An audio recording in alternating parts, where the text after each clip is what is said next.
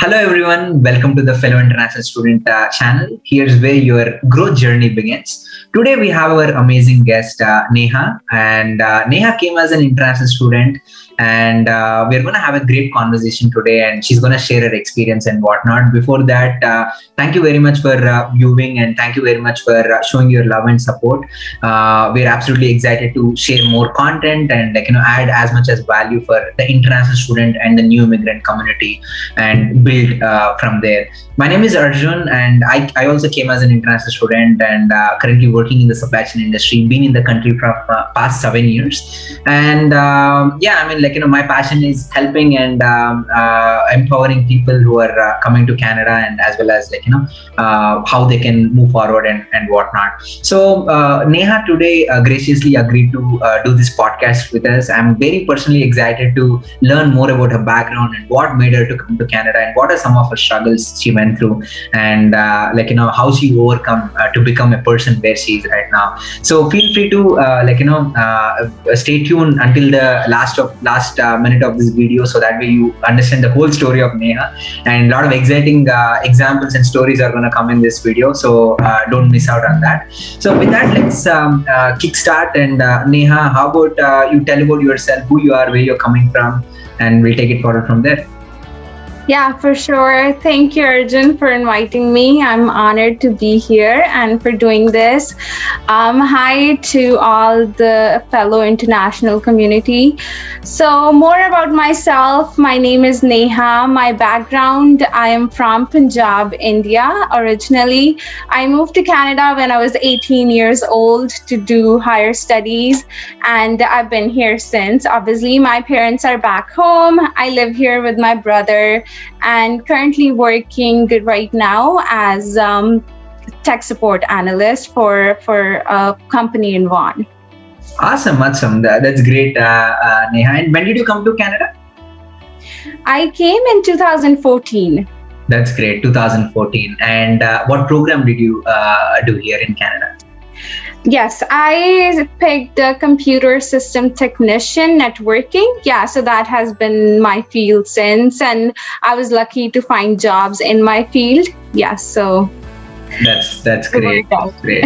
and I told you're from Punjab, and I see a lot of young champions coming from Punjab. A lot of energy, a lot of enthusiasm, and whatnot. So I'm very happy that you're coming from a place where there are a lot of hardworking people and whatnot. And that's great. That's great. And which college did you study here in Canada? I went to Georgian College. It's in Barrie, Ontario. Yes, and I live in Barrie as well. It's a lovely place. Awesome.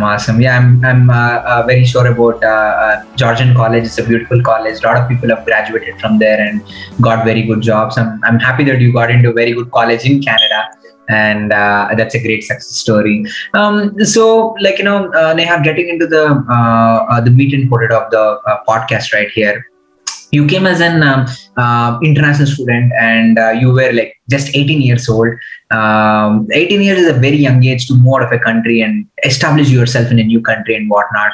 I'm pretty sure that with the excitement, you would have had your own set of challenges, and you had to overcome those challenges. So do you mind share some of the challenges, what you went through as a young student in this country, so that the new international students who are going to come to this country, or who are already in this country, or the immigrants, can be well prepared to face these challenges, and how they can avoid or work towards better to get these challenges done. So what are some of the challenges you went through? Yeah, thank you, Arjun, for asking that question. Kind of takes me back to that, old days. Definitely, it was a big move, right? So I'm a introvert kind of person who never went even out of my home city back home, right? Didn't go anywhere alone. And then all of a sudden you make the decision to come so many miles away. And I have no relatives here whatsoever, right? So I was pretty much on my own. It was a big decision.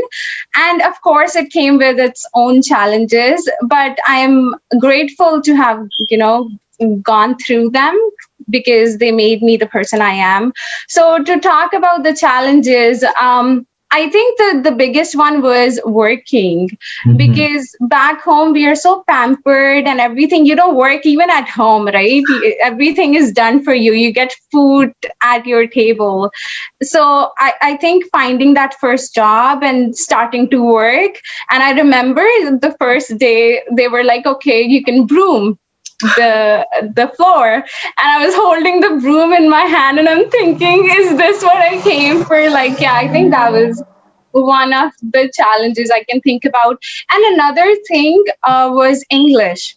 Mm-hmm. So I know we are taught English back home from childhood, but we don't speak there, right? Like, I Mm-hmm. knew the how to make sentences, I knew the grammar, but I didn't ever speak in English. So, getting used to that was another challenge that I had to figure out. And because I was working, my first job was at a pizza store. So it was all dealing with customers. I had no choice but, okay, just speak, just, whatever, make it happen kind of thing. So Mm-hmm. that was another challenge. And, learning how to deal with people and Mm-hmm. communicate. Um, so that job actually helped me a lot, just kind of get out there and get better at it. Other than that, other challenges I think about was okay, so working over here, I wanted to pay my own fee, right? Like, not Mm-hmm. keep asking for my Mm-hmm. parents. It's expensive to Mm-hmm. pay. Like, we pay three times more the fee Yeah, than, absolutely. the domestic people pay. So I was just working hard towards that. Anything you make from your job, it goes in your savings, because I wanted to pay my fee. I remember one instance where I managed to pay the fee, like I saved enough money to pay, but then I had nothing left in my account. Like, I think I had like $2 or Uh, something. Yeah, and I got a job and it used to start 7 in the morning, and we don't have bus service at that time, right? So I used to get up, I remember 4 a.m., wow. be out the house by 5 and walk for 2 hours to be there by 7 a.m. So, just stuff like that. I think it teaches you to do whatever it takes, right? To just get the job done. I needed the job to, get back on my feet and start saving for the next semester. So, yeah, I think being an international student, those are coming from India. Those are some of the challenges: the communication, the job, figuring out the job part, and then the saving for your fee and just doing whatever it takes kind of thing. Yeah, I mean that is very inspiring, Neha. I mean, I think that's where my love towards international student community falls into, because we are a community where we don't shy away from paying the price, and we will get it done no matter what.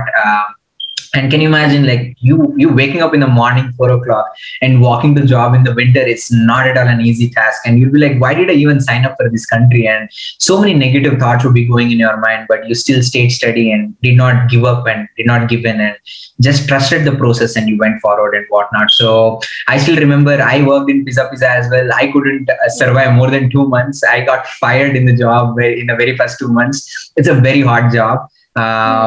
Same like you, the moment I went there, the very first day, they made me clean the washrooms. So obviously, as in person, you come here and you settle down and whatnot. But throughout that process, we all have to go through that grind. And I'm happy that you shared those stories, so that way people who are coming here or people who are already here who's going through that can relate and understand. Okay, I'm not the only person who's going through this. There are other people who are already going through that. So the struggle is no different. It's the same thing. We just have to overcome together and whatnot. That's a great point over there. So keeping all these struggles, and obviously, as you told, you did not have any relatives in Canada. You were just new. The English was not up to the mark, because I completely resonate with you, because my English was not up to the mark, and I did not even have self-image to talk to anybody, because I was thinking that they might not understand me, and I was just agreeing yes, yes, yes for I can everything. relate to that. Yeah. Right, so that's how I started understanding, like my ears are open, like whatever they talk and whatnot, right? So looking at all those things, have you ever felt, man, was it worth coming to Canada? And is it a really good decision to come right after 12th, or you ever thought like, I would have stayed back in India, did my undergrad and worked in a company for a couple of years and then moved to Canada? To answer that question, I think maybe when I was very new and going through the challenges, maybe at that time I used to think life was easier back home, right? Yeah, everything's done for you. You're just studying. Um, but no, I do not regret it. I think it was the best decision of my life. Honestly, I didn't even make it. It was my parents who decided to Mhm. send me here, and I'm so grateful they made that decision, because I think I would be a different person, if I was back home. The I've grown so much, like mentally and emotionally, and yeah, I'm just happy to be here and grateful every day. And I would personally suggest everyone to come after the plus two, because I think because I was so young when I came here, I was able to adapt easily to the Mhm. culture, right? Because I think the older you grow, you get more rigid somehow. That's again just my perspective or my thinking, because I've seen friends who they just want to go back or something like that. Like, I was just excited to be here even back then, and it helped me, merge in the culture easily. Yeah, Yeah. so it was the best decision of my life for sure. Yeah, it is always easy to bend and plant than a tree. So that's what you're trying to say. It's the younger Yeah. you come, the easier it gets for you to adapt. Obviously, it comes with a lot of challenges as well, but it's easier to adapt and you become a person of the culture here and whatnot. So if somebody is having 5, 6 years of experience, they're comparing how was my life back home and how was my life here and why am I doing, what am I doing and whatnot, right?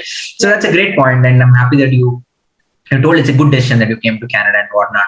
So, a couple of points regarding your job. You told that you are working in the IT industry and coming after 12th without even engineering and whatnot, doing a 2 year diploma. I'm pretty sure that it was not an easy thing to get into an IT job here in Canada and a good paying job. So, how did that journey go, and how did you figure out a way where you were able to get a good job, which actually helped you get your permanent residency as well? Right. I think it all kind of, how should I say? Okay, it all kind of began with my internship. Everything Mm-hmm. after that just kind of worked out on its own, kind of. So, like, I remember my first internship. I was, I could say, only like 8 months I've been here at that time. I didn't have that kind of self confidence that I can work and, Mm-hmm. in a proper job. So I didn't mentally think that I could get a co op, and that's what happened. I did not. It was really hard for me to find a job. I ended up working at a call center, Mm-hmm. which it kind of gave me the credits towards the co-op, so that worked out. But Mm-hmm. more than that, it gave me that confidence of, talking on the phone, how to have that people skills and those communication skills, and practiced more of my English skills too. So yeah, that was my first co-op. After that, I have my second co-op was, I think, after a year and a half. By then I knew more about my course. I had, better, I can say, Mm-hmm. self-confidence, self-image. So I got a really good job at Hydro Mississauga for four Mm-hmm. months, right? So right after I finished the college, I had a job offer at Adidas, Oh, because nice. yeah, so because of, my soft skills that I got from the call center, and because of the my tech skills, of course, that I showed that I could work at Hydro Mississauga, right? So yes, I worked at Adidas, and after that, it just has been, an uptrend, you can say. I've been privileged to work at some really good companies like the Bank of Montreal, and working Wow. right now as at Tormont Caterpillar. So yes, it has been good, but again, I think it has been that journey, starting from that internship and just working my way up. Beautiful, beautiful. I mean, I can see that you have really worked hard in terms of establishing yourself, skill set wise, network wise, and as well as, like, you did mention that, okay, you did not believe that I can work in an internship. And the moment you started believing that, okay, I can get a good job, I can get a high paying job and Right. whatnot, and you started associating with the people who will actually kind of open your mindset, saying that, hey, we are doing it, it's no big deal, you can do it as well. And that's where you start getting that belief and start working on and working with BMO and Adidas. Adidas is like a cool company, man. Like, I don't know how many shoes they gave you, but Oh, uh, it was great. I loved working there. Yeah, for sure. absolutely. And another thing, just to add here, I remember for my internship, just for we are doing it for the international community. More than the low self image I had was I didn't think my tech skills were good enough, right? I didn't have enough computer knowledge and all of that. But when I went for my interview at Hydro Mississauga, the interview went great, right? I connected, it was awesome. When I was walking out, I saw one of my classmates walking in for his interview at the same place.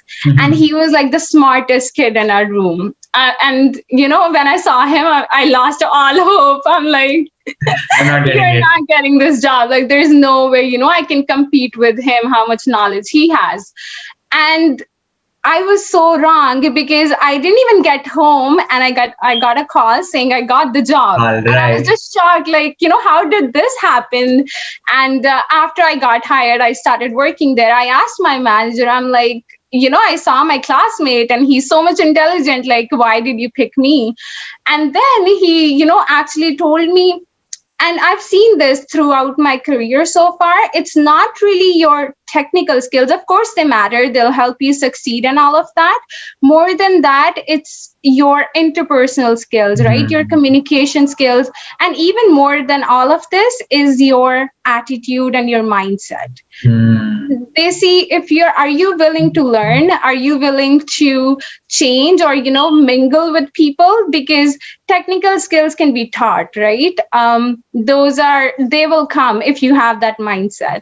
So yeah, that's something I've learned through my experience so far, working at different companies. Wow, I think this scenario is the hottest part of this podcast, and I'm gonna cut this and put it in the front of the video and whatnot. So I mean, it's mind blowing, right? Attitude and soft skills plays a vital role. People think technical skills are important, maybe attitude 30%, soft skills 30%, and technical skills 30%. That's how you divide your 100% skill set. Amazing story over there, Neha. Last question before I let you go. So now that you're done with your school, you don't have to pay any of your fees. You're done with your getting a job, you're working on it, and I'm pretty sure that you're going to move on as well.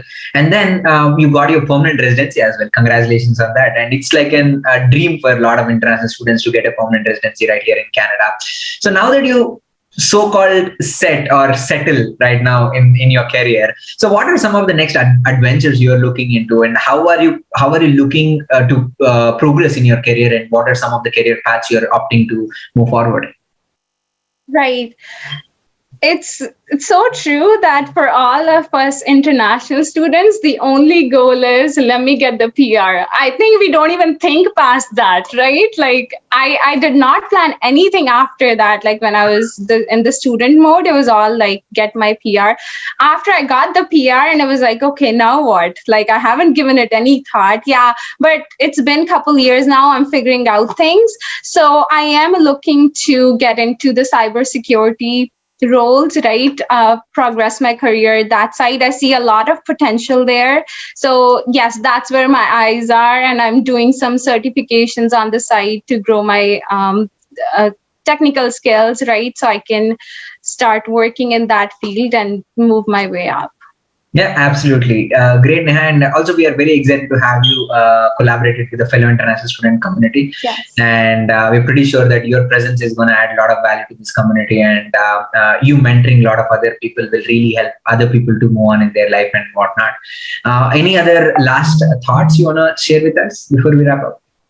Yeah, one thing, I am very excited to be part of the fellow international community. I am learning myself so much more than mentoring other people. This is amazing. So thank you for making me part of this or helping me become part of this community.